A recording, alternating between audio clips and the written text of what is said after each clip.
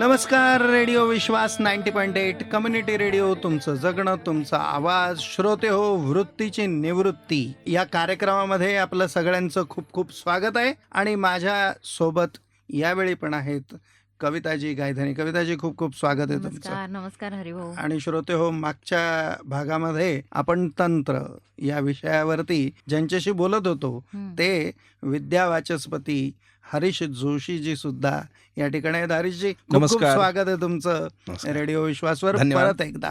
आणि मला असं वाटतं आपण जसं मागच्या भागाची शेवटचा जो मुद्दा आपण घेतला अगदी त्याच बरोबर. याच्यावरनं मी परत येईल. तुम्ही सात्विक, राजस आणि तामस याच्याबद्दल सुद्धा बोलत होतात.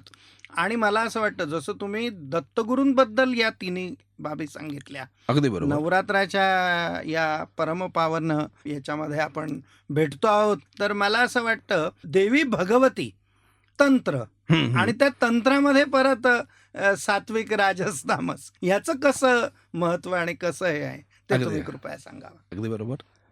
धन्यवाद कुलकर्णी सर. नमस्कार श्रोते हो.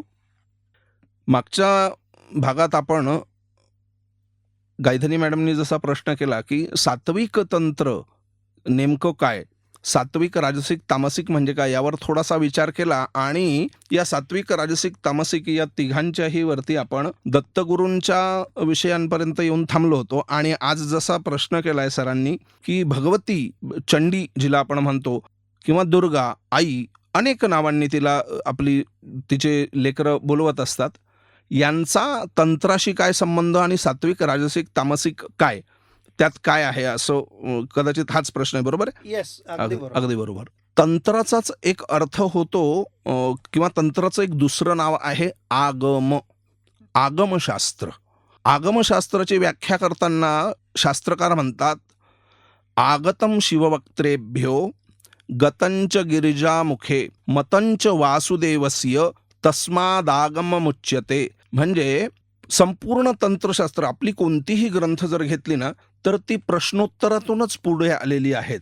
आपल्याकडे प्रश्न विचारायला मनाई असा विषय नाही, फक्त त्या प्रश्नाचा वितंडावाद होऊ नये, म्हणजे त्या प्रश्नात जिज्ञासा असावी. निष्कारण फक्त पुढे पुढे चाललोय असं नसावं. तर संपूर्ण जगताच्या कल्याणासाठी भगवती स्वतः बसते आणि आदिगुरु शिवांना प्रश्न विचारते. अथ केनोपायेन भगवन देह ब्रह्ममयो भवेत. हे भगवन, हे महाशिव, हे ज्ञानाचे सागर, हे आदिगुरु, आपण सांगा असा कोणता उपाय आहे की ज्यामुळे हा देहच ब्रह्ममय होऊन जाईल. तर त्या उपायांमध्ये सांगताना भगवंतांनी जे जे काही सांगितलं त्याचं नाव तंत्र. ते अनेक उपाय, आणि तसे किती आहेत तर असंख्य, लगभग 7 करोड मंत्रांची रचना केली. आणि प्रत्येक मंत्राचे किमान 6 तंत्र. तर असा हा सगळा पसार आहे. तर यात सगळीकडेच आपल्याला घुसता येईल, पण ती कालमर्यादा आणि त्याची आवश्यकता असा विषय नसतो. तथापि आपण हा विषय टाकू. तर सात्विक, राजसिक, तामसिक आणि भगवती यांचा तंत्राशी काय संबंध, अशा प्रकारचा विचार जर केला तर नेमका आधी हा विचार घेऊ आपण की भगवती चंडी किंवा भगवती दुर्गा म्हणजे काय. दुर्गेला आपण एक या देवी सर्वभूतेषु शक्तिरूपेण संस्थिता नमस्तस्यै नमस्तस्यै नमस्तस्यै नमो नमः. ती शक्तीलाच आपण ऊर्जा या नावाने सुद्धा ओळखतो. आणि ऊर्जा म्हणजेच एनर्जी, याचा जर न्यूटनचा आपण लॉ बघितला तर energy can not be created and not be destroy, it can only transferable from one form to another form. आपल्याला आश्चर्य वाटेल की आत्ताच न्यूटनचा एक नियम जो त्रिकोणाबद्दल होता तो कणाद ऋषींनी संशोधित केलेला आहे, किंवा कणाद ऋषींनी आधी त्याचं न्यायशास्त्रात त्यांच्या सांगून ठेवलेलं आहे, असं ऑक्सफर्ड युनिव्हर्सिटीने कळवलेलं आहे डायरेक्ट. तर हा जो ऊर्जेचा नियम न्यूटनने सांगितलेला आहे, energy can not be created and not be destroy, हा असाच्या असा दुर्गा सप्तशतीमध्ये आलेला आहे. नित्यैव सा जगन्मूर्तिस्तया सर्वमिदं ततं देवानां कार्यसिद्ध्यर्थ माविर्भवति सा यदा. ती भगवती कायम आहे, तथापि तत्समुत्पत्तिर्बहुधा श्रूयतां मम. ती कायम होती, पण तरीही तिची उत्पत्ती मी बऱ्याच वेळा ऐकली. आणि तिची उत्पत्ती का होते? फॉर डिवाइन वर्क, देवानाम कार्यसिद्ध्यर्थ. ती सर्वसाधारण कार्यांसाठी, मेकॅनिकल वर्क्स जे असतात त्यासाठी ती येत नाही. डिवाइन वर्क, टास्क जेव्हा होतात, म्हणूनच तंत्राची आपण मागच्या एपिसोडमध्ये जे बघितलं होतं, कर्मकांडानंतर तंत्र आहे. कर्म तुमची व्यवस्थित झाली तर मग तुम्ही थोडक्यात ग्रॅव्हिटीच्या मॅग्नेटमधून, ग्रॅव्हिटी जे सर्कल आहे त्यामधून इलेक्ट्रोमॅग्नेटिक फॉर्ममध्ये जेव्हा ट्रान्सफर तुम्हाला व्हायचं असतं त्यावेळी तंत्राचा उपयोग होत असतो. मी हे एका वेगळ्या टांजामधून, वेगळ्या आयामातून बोलतोय, पण तो आयाम जर आपण आजच्या पिढीनुसार तो आयाम जर नाही सांगितला तर इकडच्या आयामात समजायला थोडं अवघड जाईल. आपल्या बायोग्रॅव्हिटी जी आहे, आपण सगळे जैव ऊर्जेवर जगत आहोत, ती ऊर्जा इलेक्ट्रो फॉर्ममध्ये, विद्युत फॉर्ममध्ये कन्व्हर्ट करण्यासाठी आपल्याला काही गोष्टी यांत्रिक प्रकारे कराव्या लागतात, ज्या आपण विद्युत निर्मितीच्या क्षेत्रात बघत असतो. तीच विद्युत आपल्या शरीरात सुद्धा असते वेगळ्या फरकाने. ती उत्पन्न होण्यासाठी ज्या ज्या क्रिया कराव्या लागतात त्या तंत्रात वेगवेगळ्या प्रकारे आलेल्या आहेत. मग आता ती भगवती जी आहे, ऊर्जा म्हटली की सगळ्यात आधी ती असणे किंवा ती होणे म्हणजे इच्छाशक्ती आली.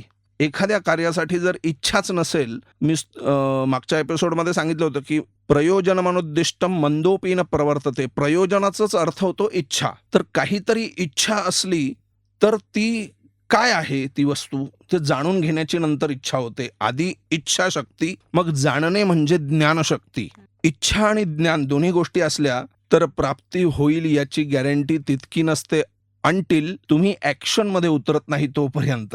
म्हणजे इच्छाशक्ती, ज्ञानशक्ती आणि क्रियाशक्ती. आता या 3 शक्तींना इच्छती, जानाती, करोती यांना थोडंसं आता वेगळ्या स्वरूपात तुमच्या समोर सांगतो. इच्छाशक्ती महालक्ष्मी, ज्ञानशक्ती महासरस्वती, क्रियाशक्ती भगवती महाकाली आणि यांचं त्रिगुणात्मिक रूप भगवती दुर्गा. आपल्याला आश्चर्य होईल, ॲटम सुद्धा 3च याच्यात फुटतो. म्हणजे त्याचं जेव्हा आपण मॉलिक्युल्स वेगळे होतात, विघटन जेव्हा होतं तेव्हा त्या 3च हे असतात. तर हे इच्छा, क्रिया, ज्ञान यातच उत्पत्ती, स्थिती, लय हे तिन्ही सामावलेले आहेत. आणि हे आपल्याला असं वाटतं की एकच वेळा घडतं, पण आजचं विज्ञान त्याला साक्ष देत आहे. पण आपल्याकडे कायमच सांगितलंय सर्जन आणि विसर्जन याची प्रक्रिया कायम चालू आहे. प्रतिक्षण प्रलय घडतोय आणि प्रतिक्षण नवीन निर्मिती होते आहे. उदाहरणासाठी तुमचं आणि माझं शरीर जर घेतलं तर ज्या दिवशी या पृथ्वी तलावर आलो अगदी अर्धा 1 फूटच असू आपण आणि वजनही खूप कमी असेल. आणि आज जे काही वाढलेलो आहोत, कधीही असं झालं नाही की 100 ग्रॅमवाला हात किंवा पंजा बाजूला ठेवा आणि 200 ग्रॅमवाला आता लावून चला. असं झालं नाही. तर सेल्स कंटिन्यू बनत राहतात, कंटिन्यू डिस्ट्रॉय होत राहतात आणि तरीही शरीर स्थितीमध्ये जाणवतं, त्याची स्थिती आहे. हे सगळं ज्या शक्तीच्या स्वरूपावर किंवा ज्या शक्तीच्या भरोशावर, जिच्या अधिष्ठानावर चाललं आहे, ती भगवती महाकाली, महालक्ष्मी, महासरस्वती, त्रिगुणात्मिका.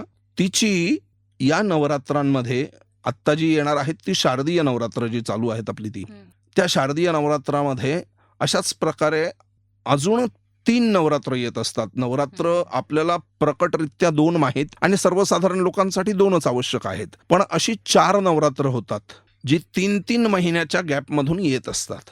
आणि ही काय आहेत? जसं आपल्या दिवसामध्ये 4 संधिकाल येतात. एक सकाळचा प्रातःकालाची संधी, एक मध्यान्ह कालाची संधी, एक सायंकालाची संधी आणि एक मध्यरात्रीची संधी. तसंच आपल्या कालगणनेनुसार आपलं 1 वर्ष म्हणजे देवांचा 1 दिवस. त्या 1 दिवसामध्ये ज्या 4 संधी येतात त्या 4 संधींना आपण नवरात्रात पूजतो. जसं आपल्याकडे संध्यावंदन सांगितलंय संधीच्या वेळी, त्याच प्रकारे हे देवांच्या दिवसामधलं संध्यावंदन आहे. त्यावेळी एनर्जी म्हणजे प्रकृती आपल्या फॉर्ममध्ये चेंज घडवते आहे. एक विशिष्ट स्थितीतून दुसऱ्या स्थितीमध्ये ती कन्वर्ट होते आहे किंवा स्वतःला अपग्रेड करते आहे किंवा डिस्ट्रॉय, जे काही आहे ते दोन्ही चालू असतं एकाच वेळी. तर त्यावेळी आपण कसं असलं पाहिजे? फुल्ली अलर्ट, नियमात, भक्तिभावाने युक्त आणि क्रियाशील सुद्धा. म्हणून विशेषतः नवरात्रामध्ये केल्या जाणाऱ्या उपासनांमध्ये या सगळ्या गोष्टींचा समावेश असतो. तिथे होम पण होतो, तिथे नाच पण होतो, तिथे ध्यान पण होतं, तिथे साधना पण होते, तिथे गीतं पण गायली जातात. तिथे पक्वान्नांचा आरास सुद्धा होतो. या सर्व प्रकारे आपल्याच ऊर्जेला आपणच नूतन स्वरूपात पुन्हा प्राप्त करणे आणि इच्छित कार्यासाठी, पण ते इच्छित कार्य धर्मयुक्त असलं तर यश जास्त मिळतं आणि चांगलं मिळतं. तर अशा प्रकारे पुन्हा आपणच आपल्यालाच रिचॅनलाइज करून आपल्या गोष्टीमध्ये लावून घेणे हे या उपासनेतून घडत असतं. तर हे तंत्राच्या मार्गातून सुद्धा घडतं. या 3 शक्ती ज्या सात्विक, राजसिक, तामसिक, वास्तविकतेत ती एकच भगवती या 3 शक्तीत स्वतःला प्रकट करते. कारण हा तिचा स्वभाव आहे. प्रकृतीजनित स्वभावांवर प्रश्न नाही केले जात. म्हणजे मिरची तिखट का असा प्रश्न नाही होत कधी. मिरची गोड का असं होऊ शकतं. तर एकूण असं आहे. तुम्ही आता बोलताना श्रीविद्येचा उल्लेख केला जी होता. जी. तर श्रीविद्या म्हणजे नेमके काय? वास्तविकतेत ही इतकी गुह्य आणि गुप्त विद्या आहे की ज्याबद्दल असं सार्वजनिक प्लॅटफॉर्मवर सर्वसाधारणरित्या बोललं जात नाही. अगदी तर बरोबर. पण आपणही इथे निदान मर्यादा ठेवूनच हां. त्याची जे काही आहे. निदान जिज्ञासा म्हणून लोकांची, कारण अगदी तुमच्या बरोबर. बोलण्यामध्ये अगदी. 2दा-3दा हा शब्द आला, अच्छा. तर म्हणून त्याच्याविषयी बरोबर विचारावंसं बरोबर. वाटलं. श्री गुरुभ्यो नमः. श्री विद्या याचा विचार करण्याआधी आपण 1-2 जर श्री या शब्दावर थोडासा विचार करूया. तो फार गरजेचा हा आपण पूजा करताना प्रत्येक वेळी एक फळ वापरत असतो. आपल्याला माहित असेल हम्म. काय? श्रीफळ. श्रीफळ. अगदी बरोबर. आपण कधीतरी श्री आंबा, श्री चिक्कू, श्री पेरू, श्री टरबूज असं म्हणतो का? नाही म्हणत. मग या विशिष्ट फळालाच श्रीफळ म्हणतो. कधी विचार झाला यावर? विचार आता झाला जाणून पाहिजे. घेऊ. आता जाणून घेऊया आपण. या फळाचं वैशिष्ट्य आहे की त्याच्या मुळापासून त्याच्या शेंड्यापर्यंत प्रत्येक वस्तू पूर्णतः उपयोगात येते. म्हणून परम उपयोगी असल्यामुळे त्याचं नाव श्री आहे. एक. दुसरं, आदि चैतन्याचा प्रथम स्पंद, तो जो प्रथम स्पंद देणारी जी शक्ती आहे, शिवशक्त्या युक्तो, जो परमस्थाणू आहे, तो सुद्धा जिच्या शक्तीशिवाय स्पंदन घेऊ शकत नाही किंवा कारणीभूत होऊ शकत नाही, स्पंदन घडत नाही, त्या पराचितीला श्री असं म्हणतात, त्या परम चैतन्याला. आता त्या चैतन्य तत्वावर भिन्नता उरत नाही हो. की हे पुरुष आणि हे स्त्री असं नसतं. हे स्त्री पुरुष इत्यादी सृष्टीचक्र अबाधित चालवं यासाठी बनवलेला तो विषय आहे. पण त्या ठिकाणी म्हणून शिवशक्त्यात्मिका यै नमः हे भगवतीच्या एका नावात येतं. तर या विद्येवर, ही विद्याच भारताची प्रमुख विद्या. आपल्याला आश्चर्य वाटेल, आता आपण फक्त नवरात्रासाठी विचार करतो इथे, पण जितके काही सण आपल्याकडे साजरे होतात, अगदी होळी पासून घेऊन जन्माष्टमी असेल, शिवरात्र असेल, कोणतेही, ते सर्वच्या सर्व सण या क्षेत्राला, म्हणजे उपासना तंत्र क्षेत्र असेल, कर्मकांड तर असतंच ऑफकोर्स, या सगळ्या गोष्टींना ही सगळी सण तिथे बरोबर बसवलेली आहेत आणि त्या त्यावेळी कोणती कोणती कर्म करायची आहे हे सुद्धा सांगितलेलं आहे. पण हा सगळा मार्ग गुरुरुपदिष्ट विधीना असतो. गुरूंनी ज्या प्रकारे उपदेश केलेला आहे. आणि महत्वाची गोष्ट, आज कसं झालंय की फक्त एक विशिष्ट ड्रेसमध्ये आणि विशिष्ट गेटअपमध्ये मी बसलो की मी गुरु होतो. वास्तविकतेत तसं नाही. त्या गुरूंना सुद्धा चेक करणे आहे. काय लालची गुरु लोभी चेला दोनों का नरक में ठेलम ठेला असा विषय सांगतात बरेच लोक. तर गुरुजी ज्यांना आपण करतोय, फक्त जर आपला स्वार्थपूर्तीचा विषय, सर्वसाधारण व्यक्ती तसंच आधी विचार करत असतो, पण जर तुम्ही चेक करून जर गुरु या विषयात नाही निवडला तर अत्यंत गंभीर गोष्टींना सामोरे जावं लागू शकतं आणि त्यावेळी मग तिथे साथ मिळत नसते. म्हणून गुरूंनी उपदिष्ट केलेल्या विधीमध्ये, आणि आता सर्वसाधारण व्यक्ती कसं काय गुरु चेक करणार ना? ते गुरुजी जे सांगताय ते शास्त्रसंमत असलं पाहिजे. बरेच लोक गुरु म्हणून सांगतानाच असं सांगतात, हे शास्त्र वगैरे असं काही नसतं, आपल्या मनातल्या प्रसन्नतेलाच जास्त महत्व असतं. मग ती मनाची प्रसन्नता आपल्याला कुठे कुठे घेऊन जाते त्याचा काही अंत नसतो. म्हणून शास्त्र निर्दिष्ट आणि गुरुरूपदिष्ट या दोघांची एकत्रितता ज्या ठिकाणी होते तिथे वास्तविक ज्ञानाला, वास्तविक विद्येला आरंभ होत असतो. अशी गुरुरूपदिष्ट विधीने जी विद्या प्राप्त होते, जी विद्या त्याच्या उपासनेतून पुढे खुलत जाते, आणि ज्या एका विद्येच्या आपल्याला आश्चर्य वाटेल की श्रीविद्येच्याच उपासनेतून इंद्र, भगवान स्वयं आदिशिव, नारायण, भगवान रामभद्र, रामचंद्र प्रभू, श्रीकृष्ण, अगस्ती, गौतम, दुर्वासा, ही अशी मोठी श्रीविद्येच्या उपासनेची यादी आहे. आणि ही अनादिकाल परंपरेपासून चाललेली आहे, ज्याचे अनेक संप्रदाय, दत्तगुरूंचा एक संप्रदाय आहे, हयग्रीवांचा एक संप्रदाय आहे, दक्षिणामूर्तींचा एक संप्रदाय आहे, तर असे वेगवेगळे संप्रदाय श्रीविद्येचे चालतात. पण त्यातल्या त्यात कामोपासेत आपल्याला माहिती असेल की भगवान शंकरांनी कामाला दहन करून टाकलं कामदेवाला. तर अनंगोपासित श्रीविद्या, त्या भगवान शंकरांनी ज्याला दहन करून टाकलेलं आहे त्या अनंगाला पुन्हा कोणी संरक्षण दिलं, ते जिने संरक्षण दिलं ती आदिमाया. आणि त्यांनी सांगितलं, त्याला आशीर्वाद दिला होता की तू विश्वविजयी ठरशील, असशील कायम. आज जर आपण बघितलं तर आपल्या जगात चालणाऱ्या सर्व प्रकारच्या व्यापारामध्ये कॉस्मेटिक इंडस्ट्रीजचा किती मोठा हात आहे. संपूर्ण जगभरात फक्त दिसणे या गोष्टीवर किती मोठा बाजार चाललेला आहे. आणि तो गुप्त किंवा प्रकटपणे, कामाचा अर्थ होतो इच्छांची पूर्ती, कोणतीही, अगदी भोजनापासून. आपण त्याला फक्त शारीरिक इच्छेवर आणून ठेवलं तर ती संकुचित व्याख्या होऊन जाईल.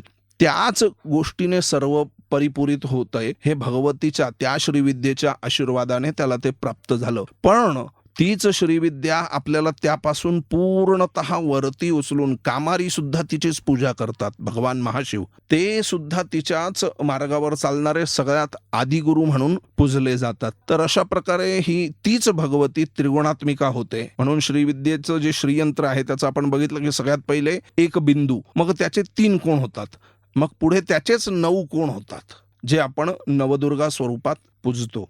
अशा प्रकारचा हा तंत्राचा गुरुपदिष्ट विधीने मार्ग आहे. आणि श्रीविद्येबद्दल मला वाटतं इतकी जुजबी माहिती पुरेशी आहे. हो, अगदी. गुरुजी, जसं जसं तुम्ही सांगताय तसं तसं आमचे प्रश्न पण वाढताय. अच्छा. धन्यवाद. या भागामध्ये तुम्ही इतकं छान तंत्र आणि भगवती, त्याच्यातले सात्विक, राजस आणि तामस, आणि ताईंनी विचारलं तसं श्रीविद्या, याच्याबद्दल खूपच सुंदर सांगितलं. जे कुणालाही माहिती नसेल अशी माहिती यावेळेस मिळाली. पण मी म्हटलं तसं की आमचे प्रश्न वाढत आहेत.